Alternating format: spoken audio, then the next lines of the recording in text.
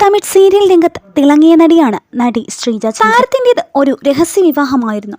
നടൻ സെന്തിലിനെയാണ് താരം വിവാഹം ചെയ്തത്. 2014 ഇരുവരുടെയും വിവാഹം. ചെന്നൈയിലായിരുന്നു വിവാഹം നടന്നത്. ഇരുവർക്കും ഒരു മകനുണ്ട്. ശ്രീ വല്ലഭ് ദേവ് എന്നാണ് മകന്റെ പേര്. അനുശ്രീ മലയാള സീരിയൽ രംഗത്ത് തിളങ്ങിയ നടിയാണ് അനുശ്രീ. താരവും രഹസ്യമായാണ് വിവാഹം ചെയ്തത്.